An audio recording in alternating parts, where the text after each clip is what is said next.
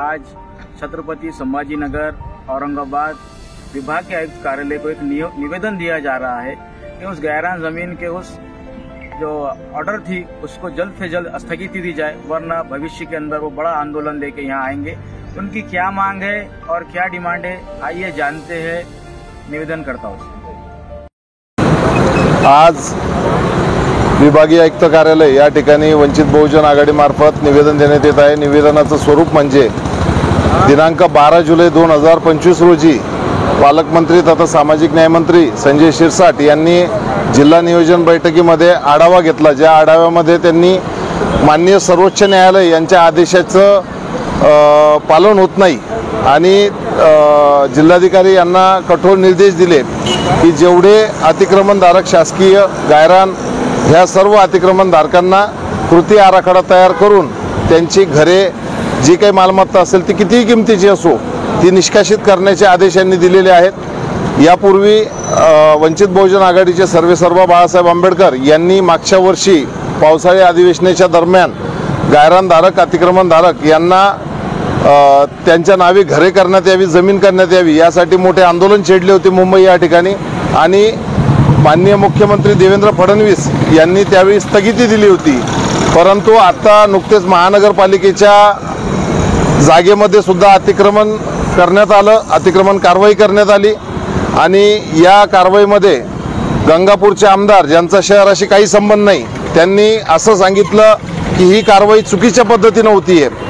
खऱ्या अर्थाने IAS अधिकारी जे काही जी श्रीकांत आहेत यांची नियुक्ती ही भाप्रसे माध्यमातून केंद्र सरकार करतं, त्यांची बदली असेल, नियुक्ती असेल आणि जर सत्तेमध्ये BJP असेल आणि शहरामध्ये कारवाई होती आणि BJPचा आमदार म्हणतोय की ही कारवाई चुकीची आहे, त्यानंतर पालकमंत्री हा शहरातून निवडून आलेला आहे, याचा ग्रामीण भागाशी काही संबंध नाही, परंतु तो म्हणतोय की ग्रामीण भागातील जिल्हाभरातील अतिक्रमणधारक गायरानधारक यांना निष्कासित करावं, म्हणजे चोराच्या उलट्या बोंबा या ठिकाणी झालेल्या आहे। पालकमंत्री हेतू पुरस्कर आणि BJP स्थानिक स्वराज्य संस्थेच्या निवडणुकीच्या अनुषंगाने ही डोळ्यासमोर पाहता नागरिकांना घाबरवायचं, त्यांची मते मिळवायची आणि सत्ता पुन्हा स्थापन करायची हा त्यांचा मुख्य अजेंडा आहे। याबद्दल बाळासाहेब आंबेडकरांनी आज कल्पना दिलेली आहे आणि आम्ही या ठिकाणी निवेदनाच्या मार्फत एवढंच विनंती करतो की जे आदेश वेळोवेळी सरकार बदलतं, वेळोवेळी आदेश वेगवेगळे निघत असतात।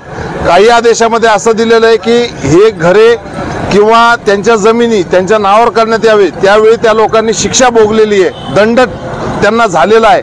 मग हे सरकार कोणाच्या बाजूने, नागरिकांच्या बाजूने आहे की धनाढ्यांच्या बाजूने आहे हा एक प्रश्न निर्माण होतो।